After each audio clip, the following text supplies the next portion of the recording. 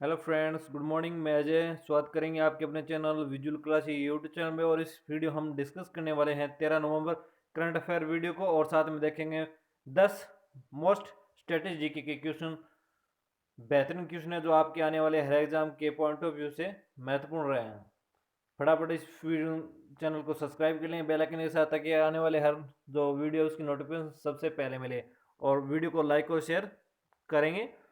अगर आप हमारे जो टेलीग्राम और व्हाट्सएप उसको ज्वाइन करना चाहते हैं तो उसकी लिंक आपको मिले नीचे डिस्क्रिप्शन में, जहाँ से आप सभी प्रकार की पीडीएफ और नोट्स है वो फ्री में प्राप्त कर सकते हैं। शुरू करते हैं हमारे 607 नंबर करंट अफेयर वीडियो को क्वेश्चन 1 के साथ। किस राज्य सरकार ने वाहनों से होने वाले प्रदूषण को कम करने के लिए जो रेड लाइट ऑन गाड़ी ऑफ जो अभियान है उसको 30 नवंबर तक बढ़ाने का फैसला लिया? तो किस सरकार ने लिया? ये किस सरकार का अभियान है? तो ये है दिल्ली सरकार का। दिल्ली सरकार ने जो है रेड लाइट ऑन तो गाड़ी ऑफ जो अभियान है वो शुरू किया था। इस अभियान को जो है अब 30 नवंबर तक बढ़ा दिया है, ताकि वायु प्रदूषण को कम करने में मदद मिले। दिल्ली के मुख्यमंत्री अरविंद केजरीवाल ने 21 अक्टूबर को इस अभियान की शुरुआत की थी और कहा यदि शहर में 10 लाख वाहन भी इस अभियान में शामिल हो जाते हैं तो हर वर्ष में पीएम 10 स्तर का 1.5 टन और पीएम -2.5 का 0.04 टन कम हो जाएगा। इस अभियान का मुख्य उद्देश्य क्या है? रेड लाइट पर खड़े वाहनों को बंद कर 15 से 20% जो प्रदूषण है उसको कम करना है। इससे क्या है, 15 से 20% जो प्रदूषण हो रहा है उसमें कमी आएगी। आगे देखेंगे फटाफट रिवीजन क्वेश्चन के साथ रिवीजन देखेंगे। हारून इंडिया द्वारा जारी एक रिपोर्ट के अनुसार कौन देश के सबसे बड़े दानवीर हैं जिन्होंने वित्त वर्ष 2019-20 के अंदर 7,904 करोड़ रुपए जो दान किए थे वो किए थे अजीम प्रेमजी ने। किसने? अजीम प्रेमजी ने। और जो है तीसरे स्थान पे रहे हैं वो है अंबानी, मुकेश अंबानी, जिन्होंने क्या है लगभग 500 जो है करोड़ रुपए दान किए थे। हाल ही में किस देश के क्रिकेट बोर्ड ने पहली बार महिला निदेशक की नियुक्ति की है? तो वो किसने की है? पाकिस्तान ने। पाकिस्तान में अब जो है 4 निदेशक होंगे, उनमें से एक महिला निदेशक अनिवार्य कर दिया है। राष्ट्रीय शिक्षा दिवस किस दिन मनाया जाता है? तो वो मनाया जाता है 11 नवंबर को। वित्त मंत्रालय की तरफ से सभी बैंक खातों को किस तारीख तक आधार कार्ड से जोड़ने का जो है निर्देश दिया? तो वो दिया है 31 मार्च 2021 तक। और इसी 31 मार्च 2021 तक जो पैन कार्ड जो है वो भी अनिवार्य कर दिया, जिनको पैन कार्ड जो है अटैच करना है। पाकिस्तान क्रिकेट बोर्ड ने आगामी दौरे से पहले सभी फॉर्मेट की कप्तानी किसे सौंपने की घोषणा किया है? तो वो किया बाबर आजम को। और भारतीय जो क्रिकेट बोर्ड है उसके सभी प्रारूपों की जो है पुरुष श्रेणी के अंदर कप्तानी किसके पास है? तो वो है विराट कोहली के पास। किसके पास है? विराट कोहली। पंजाब और किस राज्य सरकार ने राज्य में मामलों की जांच के लिए केंद्रीय अन्वेषण ब्यूरो को दी गई जो सामान्य सहमति है वो वापस ले लिया? तो किसने लिया? पंजाब और झारखंड ने। इससे पहले जो है 8 अन्य राज्य उन्होंने भी जो है राजस्थान समेत जो अन्य 8 राज्य उन्होंने भी इस सामान्य सहमति को वापस ले ली है। हाल ही में किस देश के खोजकर्ताओं ने ग्रेट बैरियर में 500 मीटर लंबी प्रवाल भित्ति की खोज की? तो वो कि ऑस्ट्रेलिया के वैज्ञानिकों ने।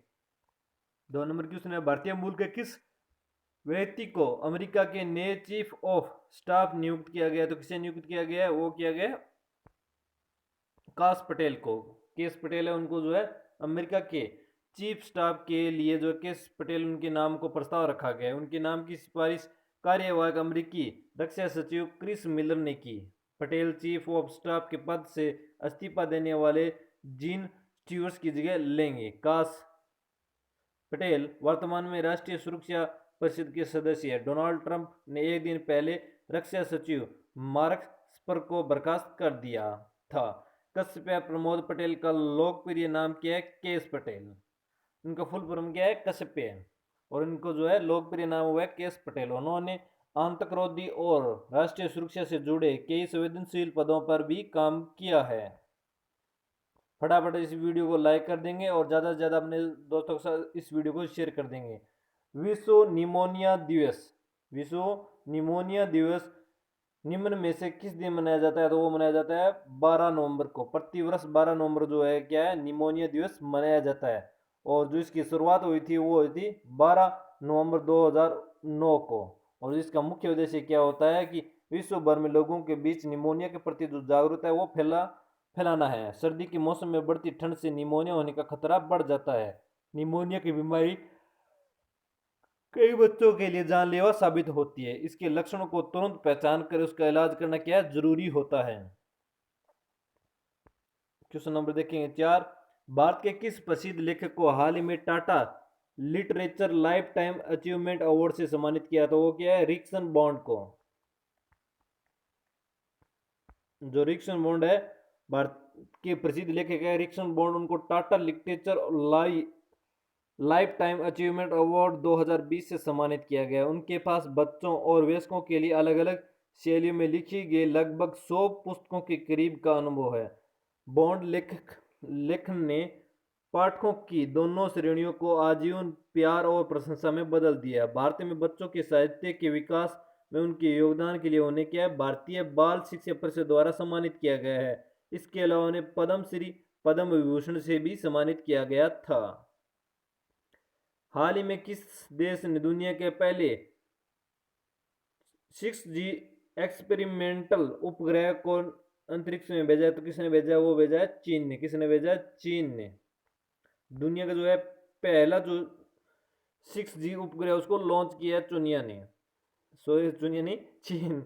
चीन के शांसी प्रांत ताइवान सैटेलाइट लॉन्चर सेंटर से 12 अन्य उपग्रहों के साथ कक्षा में इसे प्रवेश किया है। इस उपग्रह के सफलतापूर्वक लॉन्च होने के बाद इंटरनेट की स्पीड क्या है 5G की तुलना में कहीं अधिक तेजी से डेटा ट्रांसमिशन प्राप्त करने के लिए उच्च आवृत्ति वाले तरंगों का उपयोग शामिल है।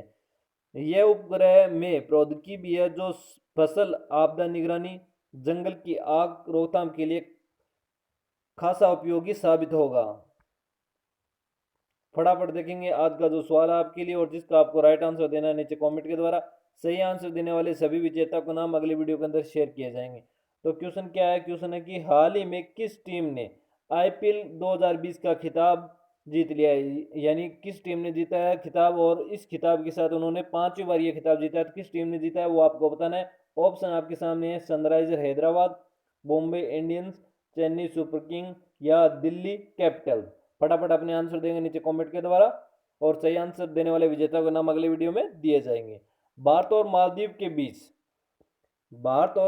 के बीच विदेश सचिव हर्षवर्धन श्रृंखला की मालदीव यात्रा के दौरान कितने समझौतों पर हस्ताक्षर किए गए? जो भारत और मालदीव के बीच है हर्षवर्धन श्रृंखला की मालदीव यात्रा के दौरान 4 समझौतों पर हस्ताक्षर किए। कितने पर? 4 समझौतों पर हस्ताक्षर किए गए। ये समझौता ज्ञापन दोनों देशों के बीच संबंधों को क्या बेहतर बनाने में मदद करेंगे। मालदीव पर्यटन उद्योग कोविड-19 से बहुत बुरी तरह क्या प्रभावित हुआ, और इस वजह से भारत ने सितंबर 2020 में मालदीव को कितने $250 मिलियन अमेरिकी डॉलर का ऋण दिया है। भारतीय विदेश सचिव ने मालदीव की इंडिया फर्स्ट नीति की सराहना की और यह भी कहा कि यह भारत की नेबरहुड फर्स्ट पॉलिसी जैसी है। आर्मेनिया, अजरबैजान और किस देश ने विवादित क्षेत्र नारगोन काराबाख में चल रहे सैन्य संघर्ष को समाप्त करने हेतु एक शांति समझौते पर हस्ताक्षर किए हैं? तो किस देश ने? वो है रूस। आर्मेनिया, अजरबैजान और रूस ने विवादित जो क्षेत्र है नागोर्नो काराबाख उसमें चल रहे सैन्य संघर्ष को समाप्त करने के लिए एक शांति समझौते पर हस्ताक्षर किए। वर्ष 1991 में सोवियत संघ के विघटन के बाद शुरू हुए इस विवाद के कारण अब तक हजारों लोगों को अपनी जान गंवानी पड़ी है, और इसके कारण बड़ी संख्या में लोग क्या विस्थापित भी हुए। इसी कारण इस विवाद को बीते कुछ वर्षों का सबसे भयंकर विवाद माना जाता है। शांति समझौते के मुताबिक दोनों देश सीमा पर अपनी यथास्थिति बनाए रखेंगे, यानी वे उस क्षेत्र से आगे नहीं बढ़े जहां उनकी सेनाएं अभी मौजूद हैं। हाल ही में किस देश के प्रिंस खलीफा बिन सलाम अल खलीफा का जो है 84 वर्ष की उम्र में निधन हो गया? तो वह बहरीन। कहाँ के थे? ये थे बहरीन। बहरीन के प्रधानमंत्री थे। उनका जो है 11 नवंबर 2020 को उनका निधन हुआ। वे 84 वर्ष के थे। 24 नवंबर 1935 को जन्मे शेख खलीफा बहरीन के शाही परिवार से उन्होंने साल 1971 के बाद से बहरीन के प्रधानमंत्री के तौर पर देश को संभाला और सबसे लंबे समय तक प्रधानमंत्री रहने का खिताब भी हासिल किया। 15 अगस्त 1971 को बहरीन की स्वतंत्रता से एक साल पहले शेख खलीफा ने पदभार ग्रहण किया था। वे दुनिया में किसी भी देश की तुलना में सबसे अधिक समय तक प्रधानमंत्री पर रहे हैं। आगे देखेंगे मोस्ट इंपोर्टेंट स्टैटिस्टिक के क्वेश्चन। तो फटाफट इस वीडियो को लाइक कर देंगे और ज़्यादा से ज़्यादा अभी तक दोस्तों को शेयर ना किया तो फटाफट दोस्तों को शेयर भी कर देंगे। क्वेश्चन क्या है, पहला क्वेश्चन देखेंगे। पहला क्वेश्चन है कि मोस्ट इंपोर्टेंट क्वेश्चन है दादा साहेब फाल्के।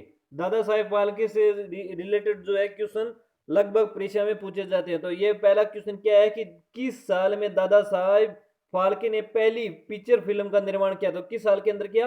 वो किया था 1913 के अंदर। कब? 1913 के अंदर। राजा हरिश्चंद्र 1913 की भारतीय मुख्य फिल्म थी और जिसका निर्देशन और निर्माण किसने किया था? दादा साहेब फाल्के ने। और यह पहली पूर्ण लंबाई वाली भारतीय पिक्चर फिल्म है। इससे पहले पूर्ण लंबाई वाली भारतीय पिक्चर फिल्म भी माना जाता है। इसे क्या है? पहली पूर्ण लंबाई वाली भारतीय पिक्चर फिल्म भी माना जाता है। किसको? राजा हरिश्चंद्र को। देविका रानी दादा साहेब फाल्के पुरस्कार की पहली प्राप्तकर्ता थी। दादा साहेब जो फाल्के पुरस्कार दिया जाता है उसकी जो पहली प्राप्तकर्ता थी वो कौन थी? वो थी देविका रानी। कौन थी? देविका रानी। तो इस एक क्वेश्चन से क्या है, 2 या 3 क्वेश्चन निकलते हैं छोटे जो कि एग्जाम में पूछे जाते हैं, तो याद जरूर रखेंगे। दूसरा क्वेश्चन है हिंदुस्तानी गायन संगीत की सबसे पुरानी रचना कौन सी है? तो कौन सी है? तो वो है ध्रुव। हिंदुस्तानी शास्त्रीय संगीत में एक शैली है ये। यह शास्त्रीय भारतीय संगीत में रचनाओं के सबसे पुराने रूपों में से क्या एक और एक ऐसा रूप जो किसी कर्नाटक परंपरा में भी पाया जाता है। ऐसा ही जो प्रारूप है वो है कर्नाटक की परंपरा में भी पाया जाता है। पन्नालाल घोष कौन सा वाद्य यंत्र बजाते थे? कौन सा बजाते थे? तो वो जो है बांसुरी बजाते थे, वो बांसुरी वादक थे। पन्नालाल घोष जिन्हें अमल ज्योति घोष भी कहा जाता है, ये एक भारतीय बांसुरी वादक और संगीतकार थे। हिंदुस्तानी शास्त्रीय संगीत में बांसुरी को एक क्या प्रमुख वाद्य यंत्र के रूप में लोकप्रिय बनाने का श्रेय भी उन्हें दिया जाता है। वाई सोशलिज्म पुस्तक किसने लिखी? समाजवाद क्यों किसने लिखी? तो ये लिखी थी प्रकाश झा ने। और कब लिखी थी? 1932 के अंदर। कि भारत के लिए समाजवाद सही क्यों होगा? उन्हें युवाओं में उनके आदर्शवाद के लिए भी सराहा जाता है। उन्हें आदर्शवाद के लिए भी युवाओं में सराहा जाता है। भारत में अल्पसंख्यक अधिकार दिवस कब मनाया जाता है? तो यह मनाया जाता है 18 दिसंबर को। कब मनाया जाता है? प्रतिवर्ष 18 दिसंबर को अल्पसंख्यक दिवस मनाया जाता है। अगला क्वेश्चन है अंतरराष्ट्रीय न्यायालय का मुख्यालय कहां पे है? तो कहां पे है? इसका जो मुख्यालय है वह नीदरलैंड के। कहां पे है? नीदरलैंड में। हैंग नीदरलैंड में। कहां पे ये इसका मुख्यालय? हैंग, जो कि नीदरलैंड के अंदर स्थित है। अंतरराष्ट्रीय जो न्यायालय यानी आईसीजे संयुक्त राष्ट्र यूएनए का क्या है? प्रमुख न्यायिक अंग है। यह जून 1945 में स्थापित किया गया था। संयुक्त राष्ट्र के चार्टर द्वारा इसे स्थापित किया गया था और अप्रैल 1946 के अंदर इसने काम शुरू कर दिया था। इसकी स्थापना हुई थी वो तो हुई थी जून 1945 के अंदर और इसने जो काम शुरू किया था वो किया था अप्रैल 1946 के अंदर।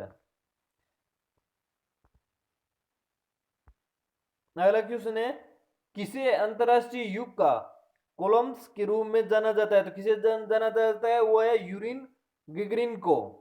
यूरिन गिगरिन ने उनको Columbus of the space age के रूप में भी क्या जाना जाता है।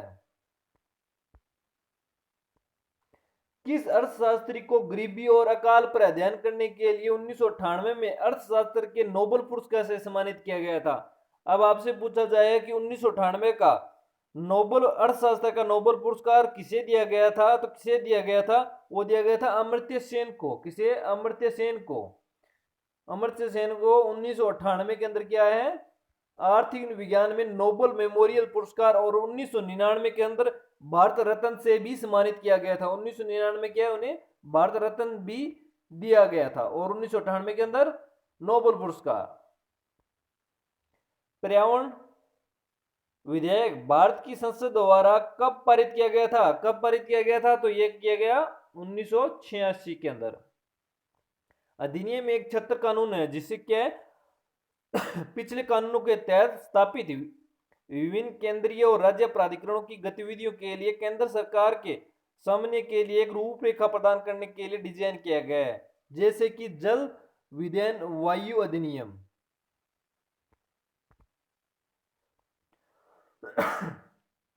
इब्राहिम अल काजी किस क्षेत्र की जानी मानी हस्ती है? तो किस क्षेत्र की जानी मानी है? तो वह थिएटर की। इब्राहिम अल काजी का जन्म कब हुआ था? 18 अक्टूबर 1925 में। 20वीं सदी के क्या थे? भारतीय थिएटर में सबसे प्रभावशाली थिएटर निर्देशक और नाटक शिक्षकों में से एक हैं। अलकाजी एक सख्त अनुशासक थे जिन्होंने नाटक के निर्माण से पहले कठोर शोध किया, जिससे प्राकृतिक डिजाइन में महत्वपूर्ण प्रगति हुई। उनके मानक बाद में बहुत प्रभावशाली हुए। वे नेशनल स्कूल ऑफ ड्रामा नई दिल्ली 1962 से लेकर 1977 तक निदेशक भी रहे थे। वे एक प्रसिद्ध कलाकार की कलेक्टर और गैलरी के मालिक भी रहे हैं और अपनी पत्नी रोशन अलकाजी के साथ दिल्ली में आर्ट गेट हेरिटेज गैलरी भी पाया गया। कल का सवाल है वो देखेंगे और सही आंसर देने वाले विजेताओं के नाम। पिछली वीडियो का क्या क्यों सुनता हाल ही में मुख्य सूचना आयुक्त के तौर पर किसे ने शपथ लिया? तो वो लिया हर्षवर्धन कुमार सिन्हा ने। आज का जो मोटिवेशन लाइन है वो क्या है कि आलस में पड़ा व्यक्ति कभी सफल नहीं होता। क्या है कि आलस में पड़ा व्यक्ति कभी सफल नहीं होता। और सही आंसर देने वाले विजेता उनमें क्या नाम है? विजेंद्र कुमार, सुधांशु कुमार और ज्वाला गुप्ता, ये पहले 3 स्थान। जयंत शर्मा, तनु बिष्ट, सतीश कुमार, केशवर सिंह, निशी शर्मा, ज्योति शर्मा यादव, नेहा तंवर, देवराज डांगी, सरुण कुमार, दुर्योधन शाह, धर्मदीप रॉय और अमन प्रजापति। आप सभी को हार्दिक बधाई शुभकामनाएं। उम्मीद करें वीडियो पसंद है तो वीडियो को फटाफट लाइक और ज्यादा से ज्यादा शेयर करें और नए हैं चैनल पे तो चैनल को सब्सक्राइब भी करें बेल आइकन के साथ, ताकि आने वाले नए वीडियो की अपडेट सबसे पहले आपको मिलेंगे अगले वीडियो में। तब तक मस्त रहें, स्वस्थ रहें और सुरक्षित रहें। जय हिंद, जय भारत, धन्यवाद।